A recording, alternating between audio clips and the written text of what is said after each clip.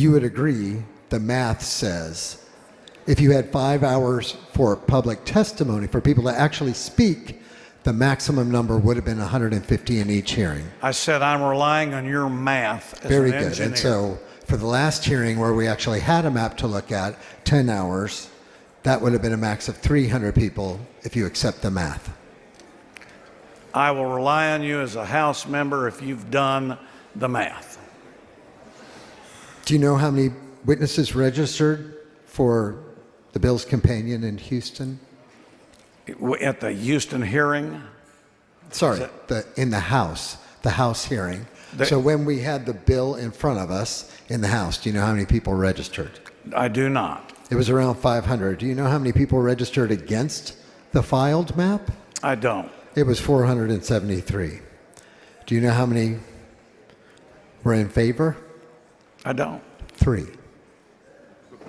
It seems that the vast majority of Texans are not in favor of this redistricting. Can you remind us of why we're here if it's not to serve the people of Texas? Well, I disagree with you. We had hearings. You didn't mention what was brought up earlier today. I believe your party had field officers, at least in print, and robos going out getting people to the hearing. Now that sounds like people are driving people to the hearing to oppose. That was in print. 2, even if they did, I think it is constructive to have hearings to hear folks. I also think it's constructive when members are present to meet with us. And I also think it's constructive that the more we're together as a body, like you just said, we can get things done very, very well. So I believe that we did have the current and good operation. And I don't know why the numbers were the way they were, but I'm not surprised. I've been to many hearings where the opposition comes out, not necessarily the support, lots of that. That's nothing unusual to me. A few proponents of this map have cited population increase as a reason to redistrict. Can you remind us of what data was used to redraw this map? Was it anything to do with population increase? Could you, it echoes, could you repeat that question one more time?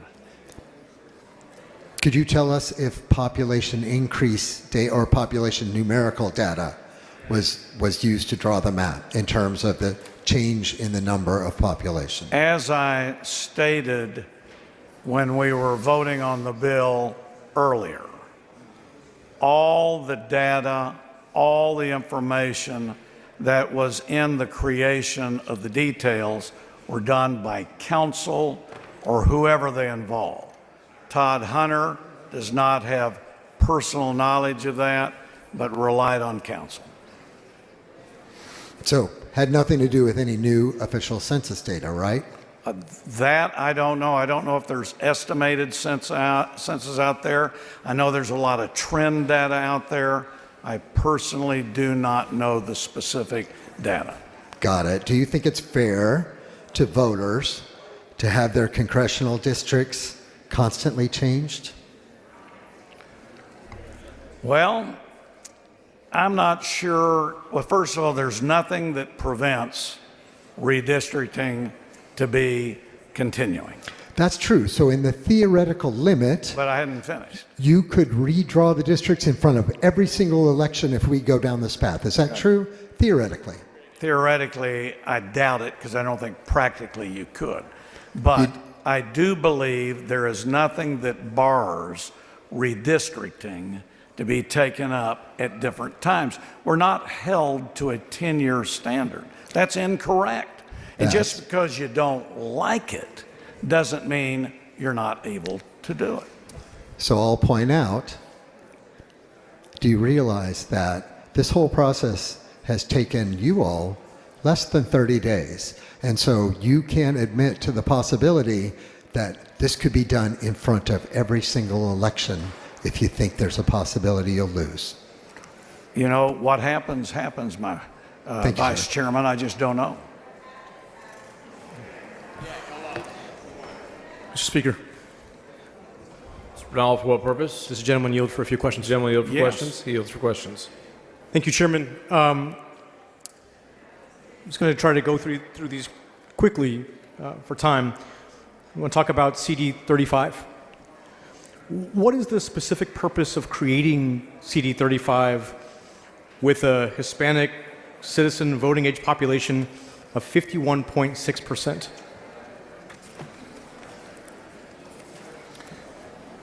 So your question is, why was it created? Right, with that, what I'll call a razor-thin margin. What is the purpose?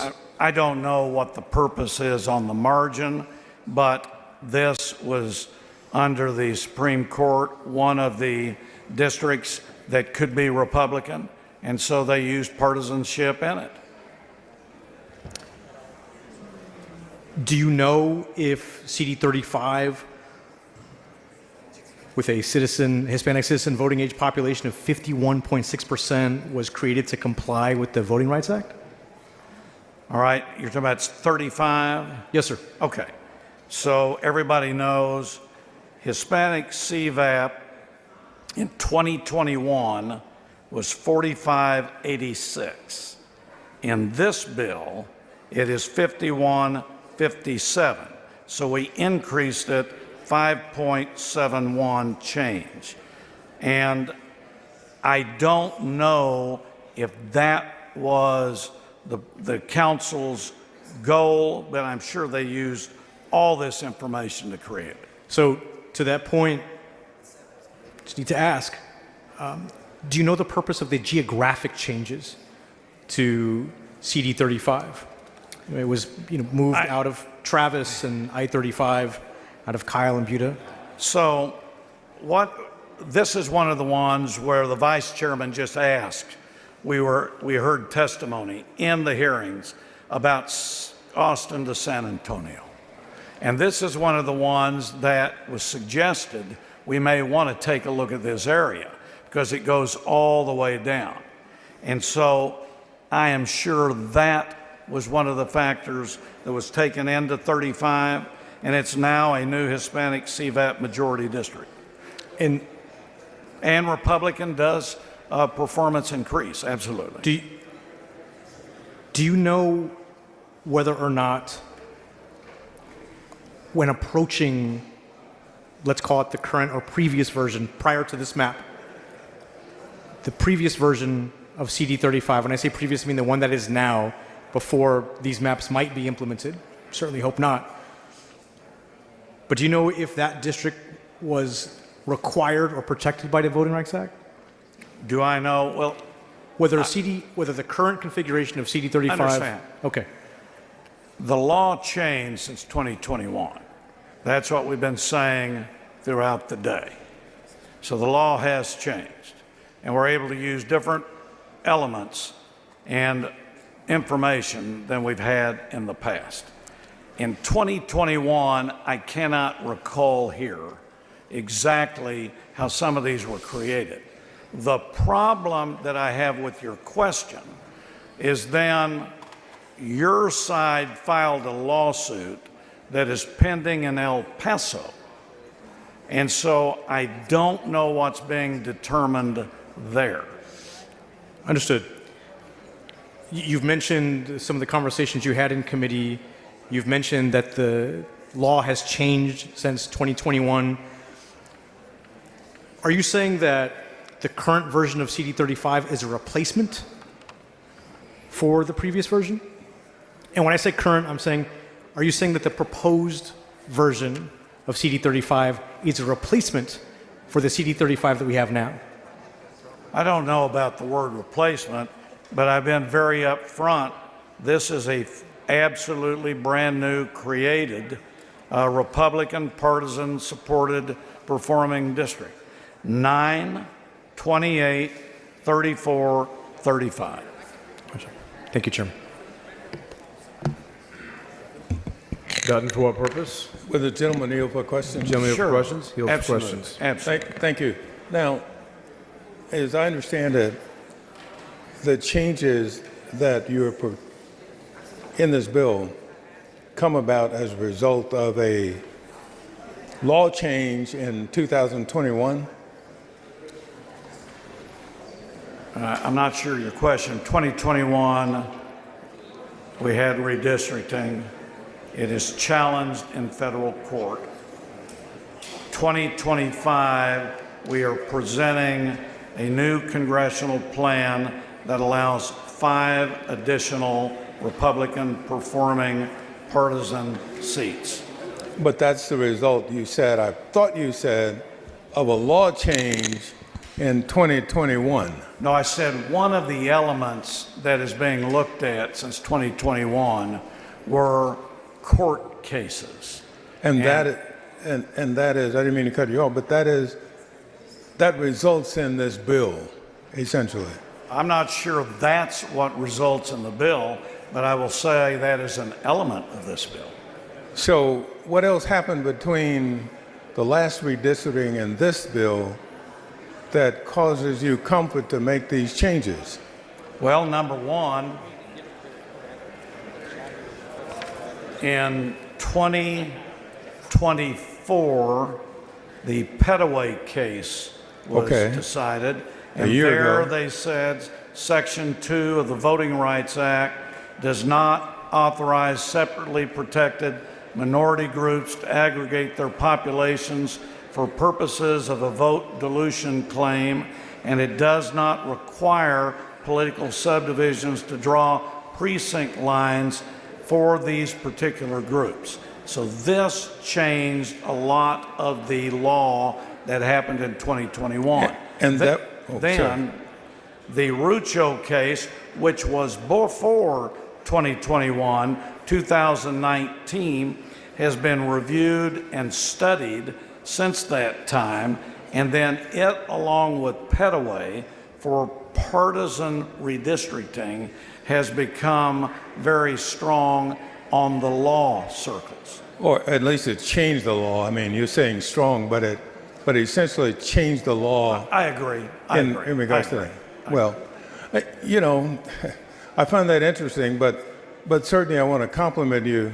I wish you all had been around for quite some time, because are you aware of Brown versus Board of Education? I'm aware of it. And you know, it's 1956 case, right? It's a long time ago case. Yes. Right. And I was in elementary school when that came down. And you know when they finally implemented it? I was in college. And so if they could have done it with the same speed that you all are doing this, we might have a different conversation right now. And I just want to thank you for being able to change the whole concept of all deliberate speed. Mr. Speaker, Ms. Weiner, for what purpose? will the gentleman yield for questions? Yes. Does the gentleman yields for questions? About 15 seconds. Representative Hunter, I'd like to know what your constituents in Nueces County have in common with mine in Buda and Kyle. Because you're inaccurate. I've heard that all day about Port Aransas. Port Aransas is about 15. The gentleman's time has expired. Mr. Speaker, I move to extend the gentleman's time. There's a motion to extend the time. There is an objection. A record vote has been requested on all motions. All those in favor of extending time vote aye. All those opposed vote nay. The clerk will ring the bell. Show Mr. Hunter voting no. Show Mr. Morgan voting no. Show Mr. Jones of Dallas voting aye. Have all members voted? Have all members voted? There being 52 ayes and 84 nays, the motion fails. Mr. Morgan, for what purpose? Yes, I'd like to ask that all the conversation regarding House Bill 4 from the yesterday be reduced to writing. That includes Ms. Pearson, Ms. Hickland, and Mr. Spiller. Mr. Morgan, that request has already been addressed and will be reflected in the journal. Okay, thank you.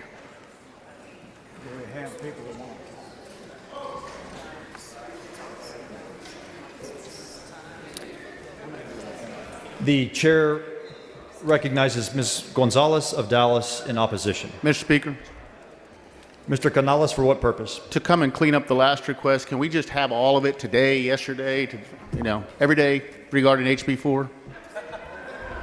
That request has already been made, Mr. Thank you. Canales. The chair recognizes Ms. Gonzalez of Dallas in opposition to the bill.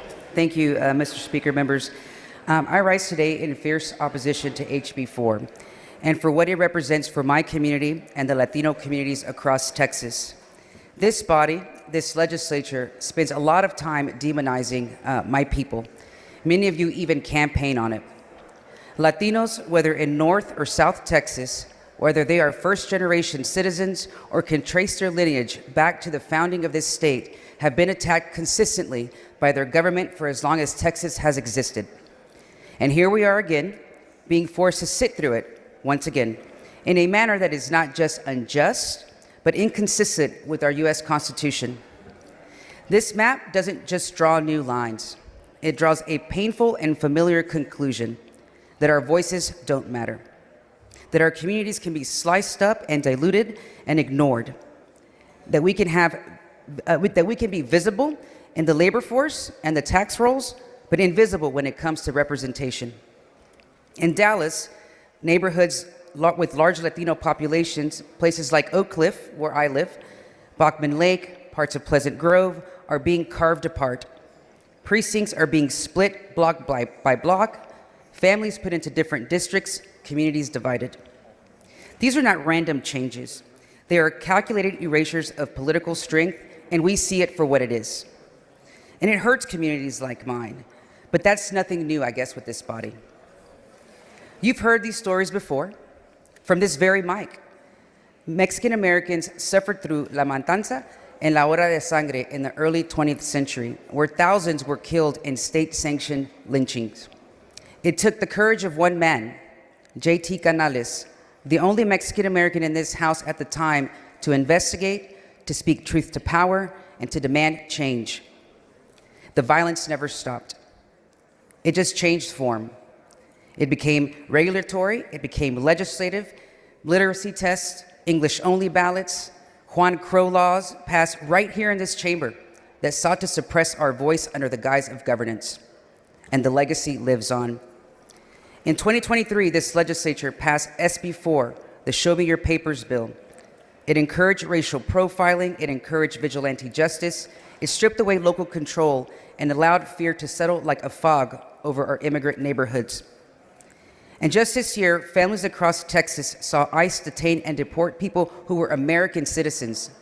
Again, American citizens, because of faulty records or because a brown face simply seemed suspicious. The result was the same. Families shattered, communities silenced, trust destroyed. So today, when you present yet another plan to divide and weaken us through redistricting, understand this. We've seen this playbook before. Today we endure attacks that would have felt like home in the era before the Civil Rights Act and the Voting Rights Act. This state's history of racism, of violence, of shameful policy is important and relevant today because these policies become cultural norms and standards when our or my representation is limited or erased. We're being told again this isn't about race, that these maps are fair, that communities like mine are not being targeted. But when supporters of this bill come to this mic or the back mic or get on social media and say, we aren't demonizing anyone, or I love having Latinos in my district, I want you to remember the words spoken by their own party's chosen leader, the same man that they openly support. Quote, I don't know if you call them people in some cases. They're not people. They're poisoning the blood of our country. And members, that's not neutrality. That's not accidental. That's a narrative. And it's the same narrative that justifies cracking apart Latino neighborhoods in Dallas so that their political power won't grow. It's the same narrative that tells us our concerns don't matter, that our voices are too loud, and our representation is optional. But we aren't going anywhere. We will keep telling the truth, we will keep calling out injustice, and we will remember what you do here today because history will remember it too, and all eyes are on you. I oppose this map, I oppose this process, and I oppose what it says about the value of Latino lives in the state of Texas. I urge you to vote against this rigged map. Thank you.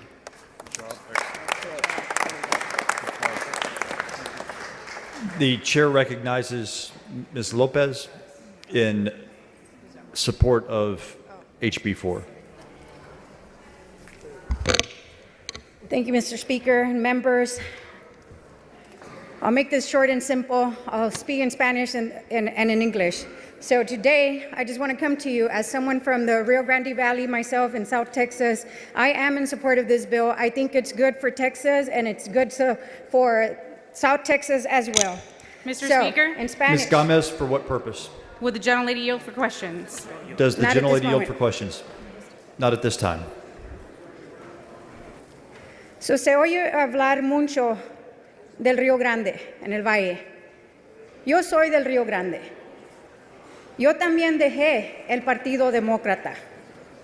Este mapa es bueno para Texas, es bueno para el Valle, y apoyo este mapa como hispana. Thank you, Mr. Speaker. Mr. Speaker, will the gentlelady yield for questions, or does she flee? Ms. Gomez, for what purpose? Will the gentlelady yield for questions, or does she flee? The gentlelady has yielded the front microphone. The chair recognizes Ms. Rose in opposition to HB 4.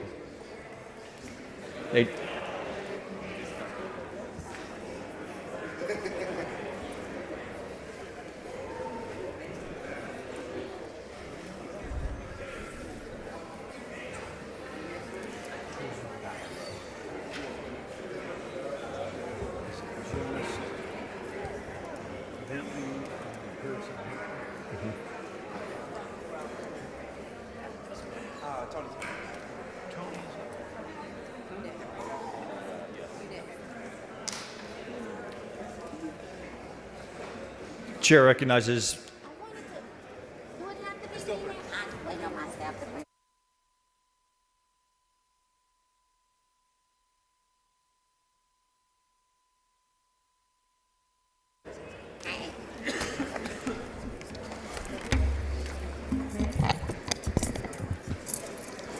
Thank you, Mr. Speaker. Members, we're about to vote on these new congressional maps, and the maps do not seek to make our districts more balanced or fair. What it does, and it's not about voters. These maps are about silencing communities. It was designated that way. These maps before us diminish the voting power of Black and brown communities who have fought for generations for that access and that power. Our parents and grandparents sacrificed so that we could have a voice in democracy, so that our neighbors, our churches, our schools, our business, all could be represented in this chamber. And I know that may be foreign to you all, especially to those who are talking while I'm talking, because you don't care, but there have been sacrifices made. Just because you may not have had to have those sacrifices and you all can't relate to them, we know that sacrifices have been made. And yet, we are here watching those voices be carved up, diluted, and diminished. This is not about lines. This is about lives. When you take away representation, you take away agency, you strip people of their power to fight for health care in their communities, you silence their abilities to demand quality education for their children, and you weaken stances to secure good jobs, fair wages, and safe neighborhoods. For generations, Black and brown people have contributed to the state of Texas. I know you all don't believe that. This building that you're sitting in, I hope you all know who built it.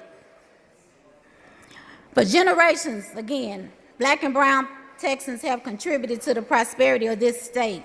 We pay taxes, we raise our children, we serve, we worship, and we vote. The message of these maps is clear, that our voices are inconvenient, that our growing strength is something to be contained rather than celebrated. Let me say this plainly. Representation is power. When you deny our representation, you deny us power. You deny us dignity. we are denied the promise of Texas. History is watching us. And I hope you're proud of this part of the history that you will be known for. I will not stand by silently while the progress of generations who have struggled for it to be erased with a pen of a stroke, with the stroke of a pen. Fair maps are not just about politics. They're about justice. They are about equity. They are about whether Texas will be a true state that belongs to us all. Thank you, Mr. Speaker. The chair recognizes Ms. Pearson to speak in favor of the bill.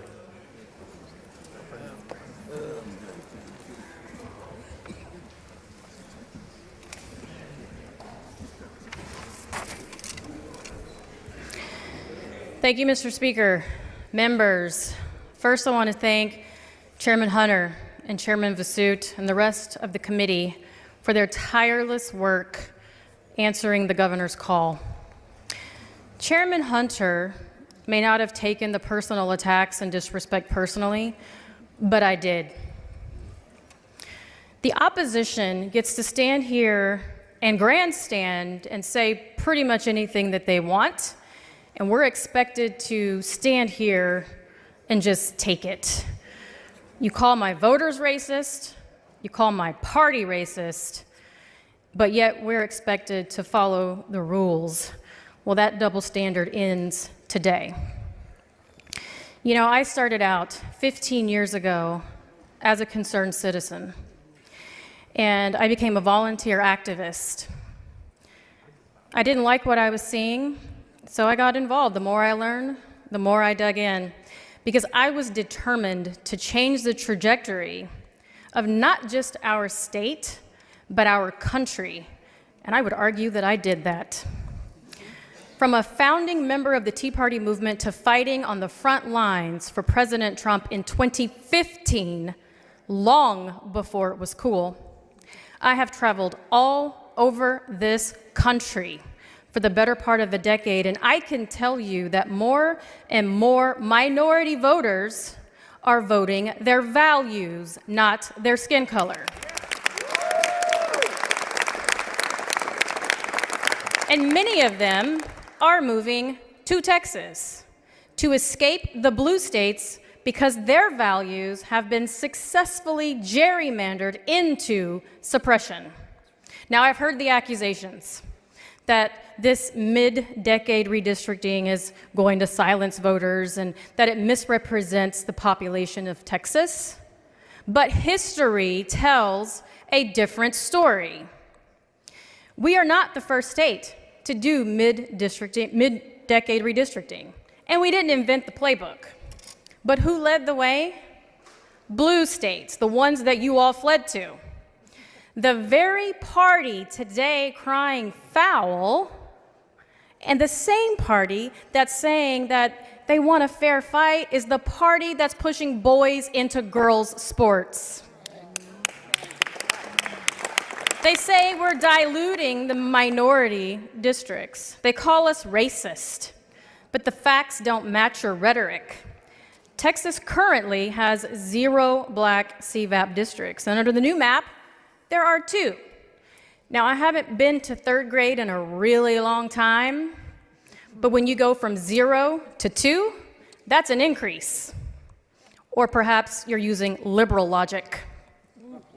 I have heard repeatedly that these maps are gerrymandered, but that doesn't fit the narrative either. That's just spin.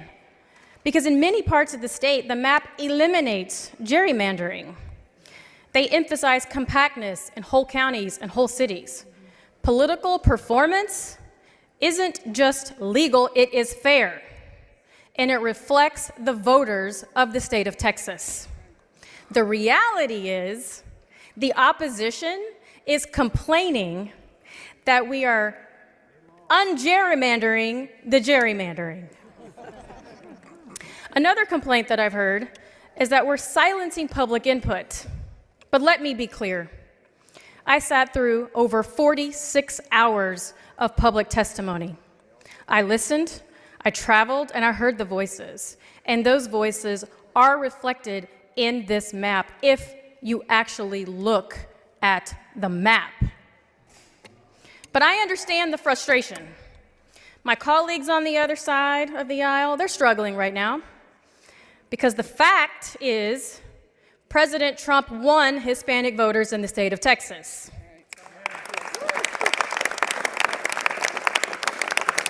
I get it. You don't like that. And to address my colleague earlier who asked the chairman if he knew that blacks fled during slavery, well, they did, and they fled to Republican states. Another fact, in 2024, Democrat lost. President Trump won big. So you're upset, and I get it. You're losing at the ballot box, but you will not silence the majority in the state of Texas. You can throw your tantrum, you can leave, you can run, and you can ignore the will of the rest of the voters. But it's honestly time to pick a new narrative. The racist rhetoric is old.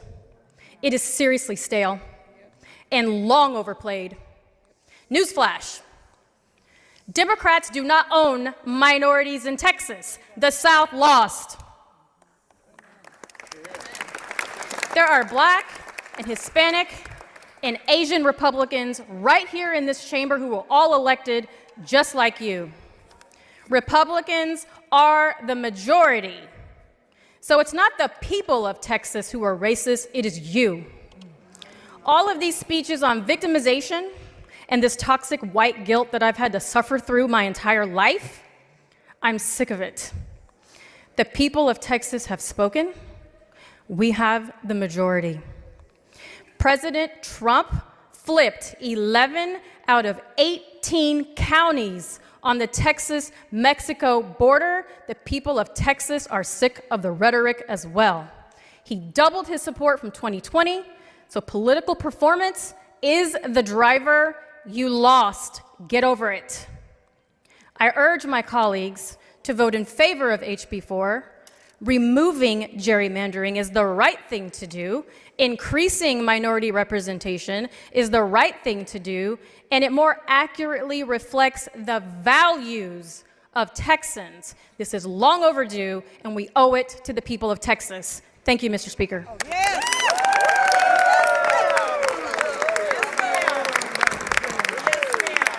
Chair recognizes Mr. Jones.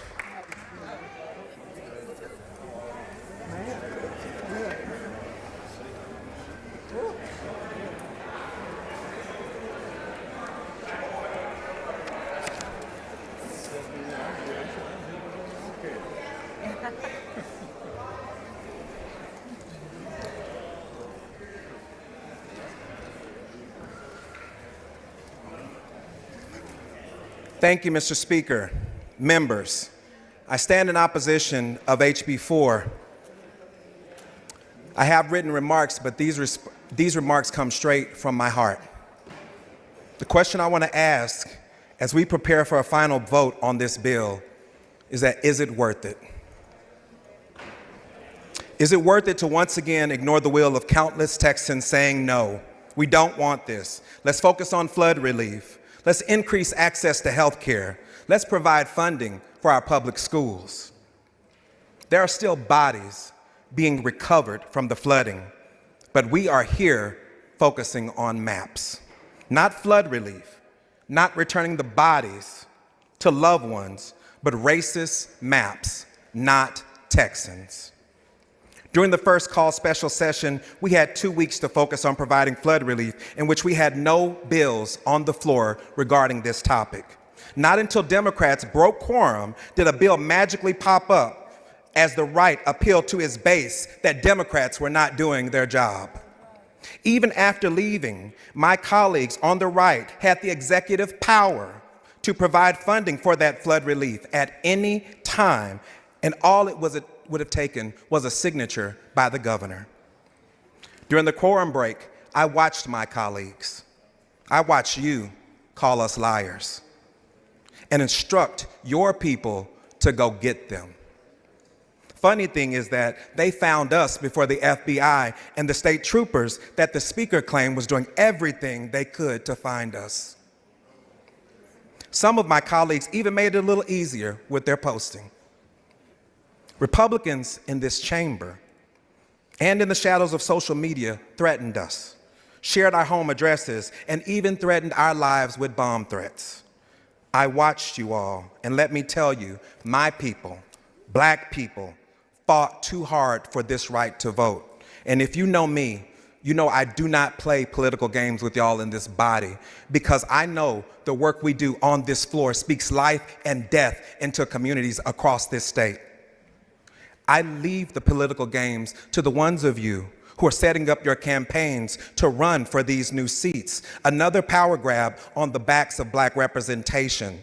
People put under surveillance by the FBI. People who had militias formed against them by their elected leadership. Who had to work in a system that changed the rules when they didn't get their way or listen to the will of the people. Doesn't that sound familiar today? I'm not going to make this speech super long because most of the members have already turned their ears off to Texans. I will say this: remember this day, Texas. Remember the meetings you had with members when they could say nothing but "I'm sorry" behind closed doors, but be complicit in allowing a dictator to take over our nation. That's not the United States, and that sure as hell is not Texas. To close, I will ask this, Mr. Speaker, members. I hope you are proud of your policies and how they serve Texans. Is it worth it? You're the ones who have to sleep at night. Chair recognizes Ms. Hickland.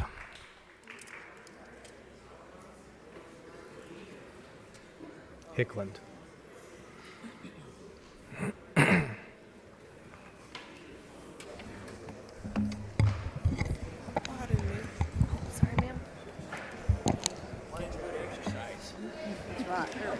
Mr. Speaker, members, I am in favor of this bill. All day, we've heard arguments against this bill, and at the core, those arguments come down to two things: race and a person.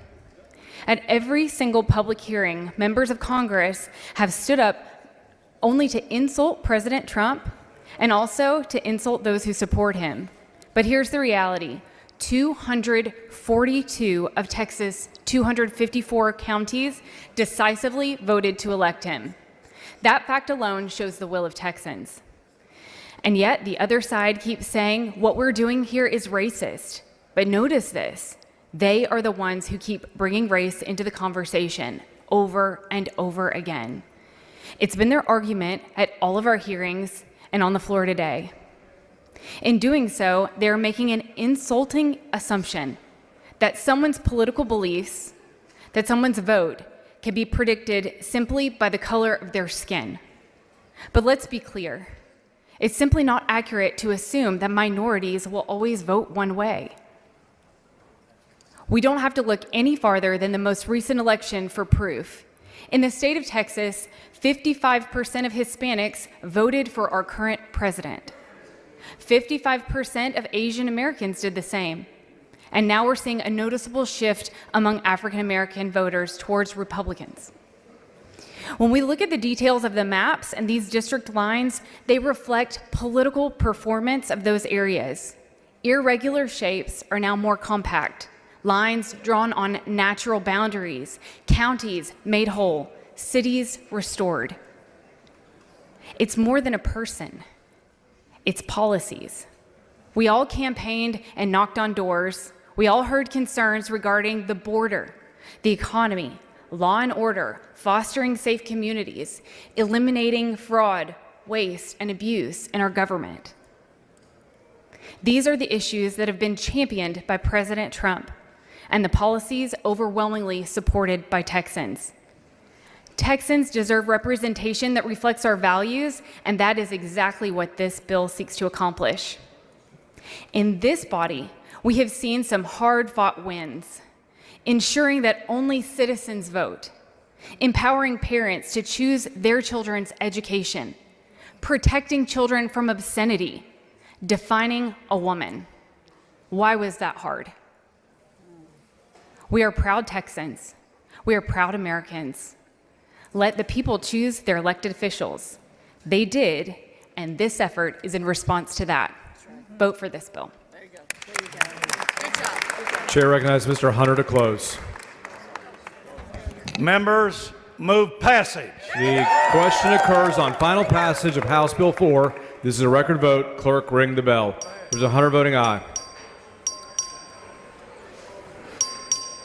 King voting aye. Have all members voted? Have all members voted?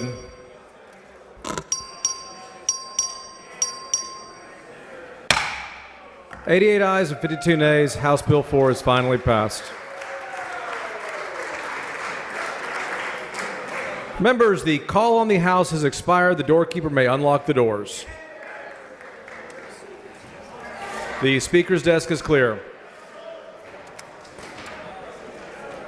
Mr. Guerin moves that the House recess pending the reading and referral of bills and receipt of messages and administrative actions till 10 a.m. Thursday. Is there objection?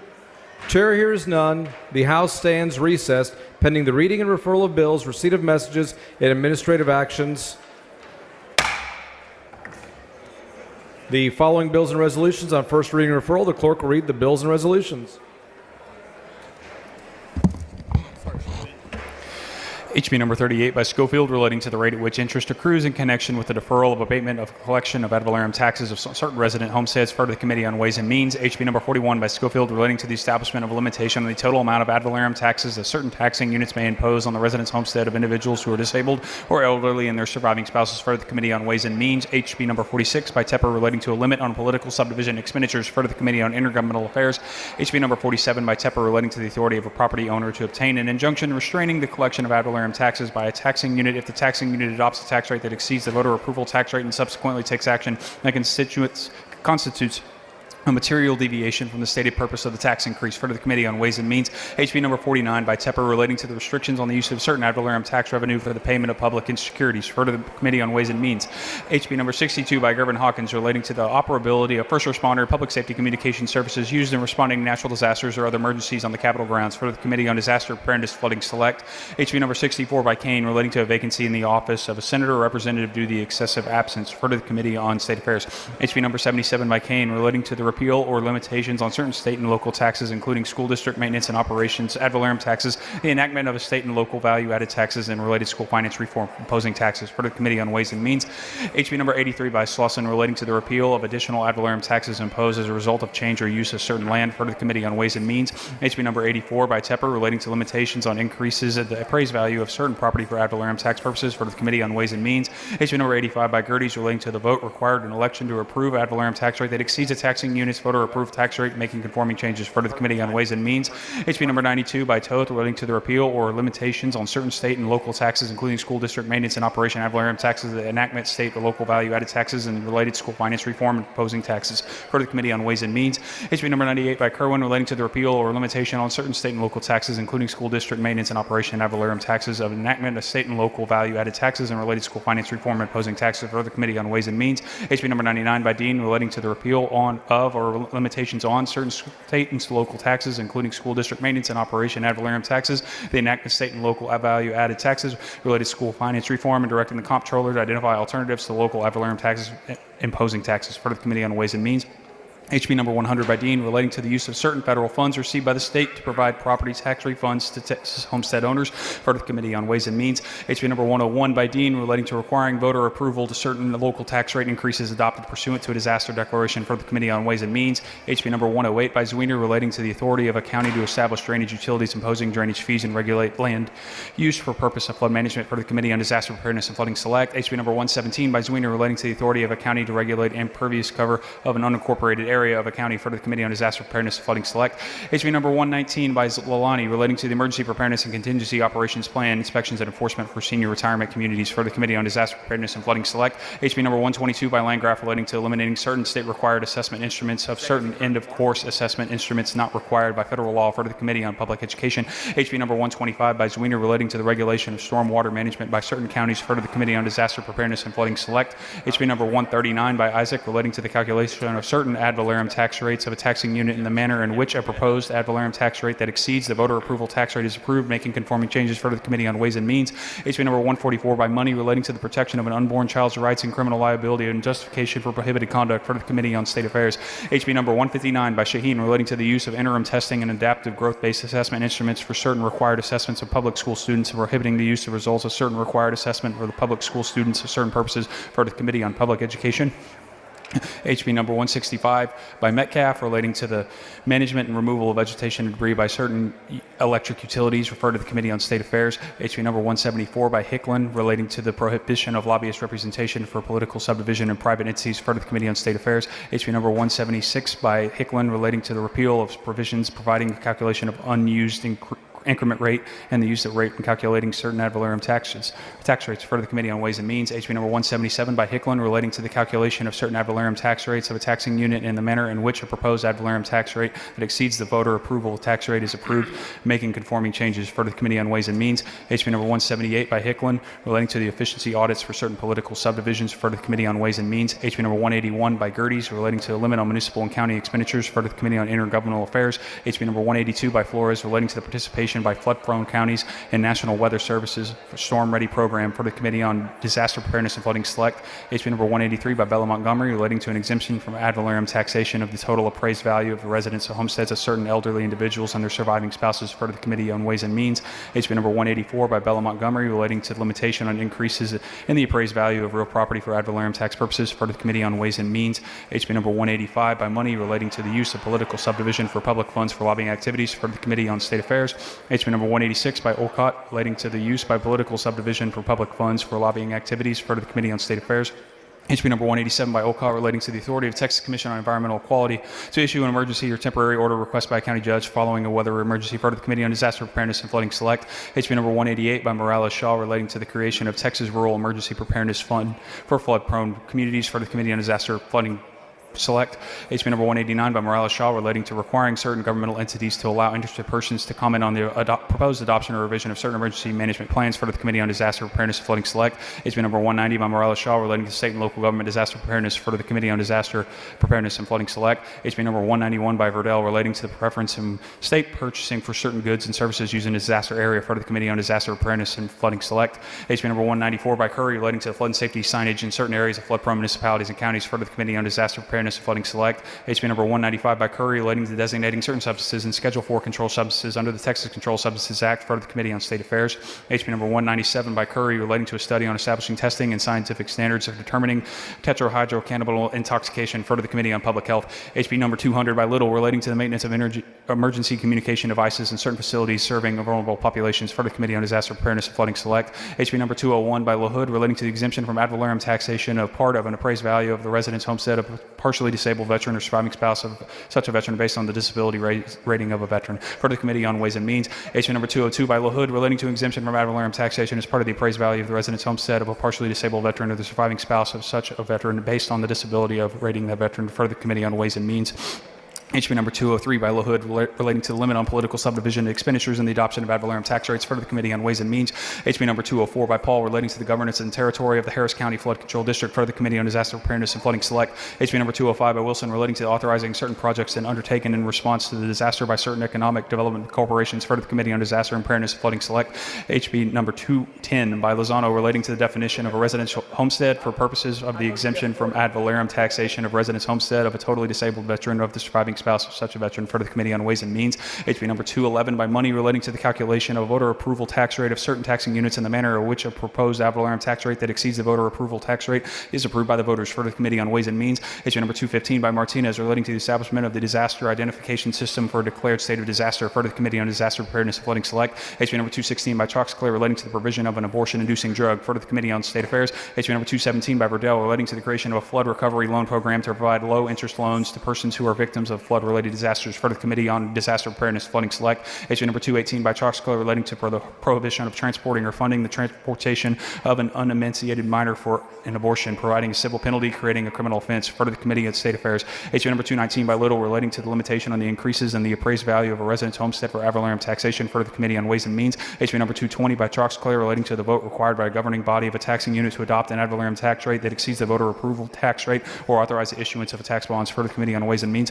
HB number 222 by Chalks-Clay relating to reducing school district maintenance and the operations of ad valorem taxes through the use of certain surplus state revenue, for the Committee on Ways and Means. HB number 223 by Chalks-Clay relating to municipal and county financial requirements, for the Committee on Intergovernmental Affairs. HB number 224 by Metcalf relating to youth camp emergency preparedness plans, for the Committee on Disaster Preparedness and Flooding Select. HB number 226 by Richardson relating to the required provision of campers of youth camps of active radio frequency identification tags, for the Committee on Public Health. HB number 228 by Dyson relating to expenditures for lobbying activities made by certain entities, for the Committee on State Affairs. HB number 229 by Patterson relating to the use by a political subdivision of public funds for lobbying of certain other activities, for the Committee on State Affairs. HB number 231 by Gerdes relating to an exemption from the requirement to obtain a permit from the Texas Commission on Environmental Quality for certain dams or reservoirs operated and maintained for the purposes of erosion, floodwater, and sediment control, for the Committee on Disaster Preparedness and Flooding Select. HB number 232 by Verdell relating to the establishment of a disaster recovery fund, for the Committee on Disaster Preparedness and Flooding Select. HB number 234 by Cunningham relating to the suspension of toll collection while an evacuation order is in effect, for the Committee on Disaster Preparedness and Flooding Select. HB number 236 by Hayes relating to the affirmative defense and prosecution for certain victims of trafficking or persons or compelling prostitution, for the Committee on Criminal Jurisprudence. HB number 239 by Guillen relating to the appraisal for ad valorem tax purposes of land subject to a quarantine established by the Texas Animal Health Commission of ticks for ticks or screwworms, for the Committee on Ways and Means. HB number 240 by Guillen relating to the definitions of certain terms for purposes of the exemption for ad valorem taxation of farm products in the hands of the producer, for the Committee on Ways and Means. HB number 242 by Munoz relating to the collection of delinquent ad valorem taxes, for the Committee on Ways and Means. HB number 243 by Munoz relating to the creation and operation of the Texas Interoperability Council and a grant program administered by the Council, for the Committee on Disaster Preparedness and Flooding Select. HB number 244 by Martinez relating to flood control measures for the Texas Department of Transportation Highway projects, for the Committee on Disaster Preparedness and Flooding Select. HB number 245 by Munoz relating to the collection of a delinquent ad valorem taxes, for the Committee on Ways and Means. HB number 246 by Munoz relating to the abolition of ad valorem taxes and creation of a joint interim committee on the abolition of those taxes, for the Committee on Ways and Means. HB number 247 by Munoz relating to the implementation of an instructionally supportive assessment program and the adoption, administration, and assessment of instruments in public schools, for the Committee on Public Education. HB number 248 by Munoz relating to the jurisdiction of statutory county courts and creation of an additional statutory probate court in Hidalgo County, for the Committee on Judiciary and Civil Jurisprudence. HB number 249 by Cook relating to limitation on increases in the appraised value of real property for ad valorem tax purposes, for the Committee on Ways and Means. HB number 250 by Cook relating to an exemption from ad valorem taxation of a percentage of the assessed value of property owned by certain disabled veterans, the amount of the exemption of the surviving spouses and children of the certain disabled veterans, for the Committee on Ways and Means. HB number 251 by Cook relating to the termination of the value not in dispute of the property that is subject for an ad valorem tax protest or appeal, for the Committee on Ways and Means. HB number 254 by Ashby relating to eligibility of political subdivision for a grant for the Rural Infrastructure Disaster Recovery Program, for the Committee on Disaster Preparedness and Flooding Select. HJR number 1 by Shaheen proposing a constitutional amendment specifying the authority of the Attorney General to prosecute a criminal offense prescribed by the election laws of the state, for the Committee on State Affairs. HJR number 6 by Schofield proposing a constitutional amendment establishing a limitation on the total amount of ad valorem taxes that certain political subdivisions may impose on the residents' homesteads of persons who are disabled, elderly, or their surviving spouses, for the Committee on Ways and Means. HJR number 9 by Tepper proposing a constitutional amendment to authorize the legislature to set lower limits on the maximum appraised value of residents' homestead and real property other than a resident's homestead for ad valorem tax purposes, and to make the limit on the maximum appraised value of real property other than the resident's homestead, for the Committee on Ways and Means. HJR number 13 by Leo Wilson proposing a constitutional amendment specifying the authority of the Attorney General to prosecute a criminal offense prescribed by the election laws of the state, for the Committee on State Affairs. HJR number 15 by Bella Montgomery proposing a constitutional amendment to exempt from ad valorem taxation the total market value of the resident's homestead of certain elderly persons and their surviving spouses, spouses, referred to the Committee on Ways and Means. HAR number 16 by Bella Montgomery, proposing a constitutional amendment to exempt from ad valorem taxation the total market value of the residence homestead of certain elderly persons and their surviving spouses, referred to the Committee on Ways and Means. HAR number 17 by Money, proposing a constitutional amendment to abolish ad valorem taxes, referred to the Committee on Ways and Means. HAR number 18 by Bella Montgomery, proposing a constitutional amendment to authorize the legislature to limit the maximum appraised value of real property for ad valorem tax purposes, referred to the Committee on Ways and Means. HAR number 19 by LaHood, proposing a constitutional amendment authorizing the legislature to provide an exemption from ad valorem taxation of part of the market value of the residence homestead of partially disabled veteran or surviving spouse of such a veteran based on the disability of the rating of the veteran, referred to the Committee on Ways and Means. HAR number 20 by Little, proposing a constitutional amendment to authorize the legislature to set a lower limit on the maximum appraised value of residence homestead of ad valorem taxation, referred to the Committee on Ways and Means. HAR number 23 by Munoz, proposing a constitutional amendment to abolish ad valorem taxes, referred to the Committee on Ways and Means. HAR number 24 by Cook, proposing a constitutional amendment to authorize the legislature to limit the maximum appraised value for real property of ad valorem tax purposes, referred to the Committee on Ways and Means. HAR number 25 by Cook, proposing constitutional amendment to authorize the legislature to exempt from ad valorem taxation a percentage of the assessed value of the property owned by certain disabled veterans, referred to the Committee on Ways and Means. HB number 7 by Leach, relating to prohibitions on the manufacturing and provision of 2 abortion-inducing drugs, including the jurisdiction of and 3 effects of certain judgments by certain courts within and outside 4 this state with respect to manufacturing and provision of those 5 drugs, and to protections from certain counteractions under laws 6 other than laws of the state, authorizing custom actions, referred to the Committee on State Affairs. Pursuant to a motion previously adopted, the House stands recess until 10 a.m. Thursday.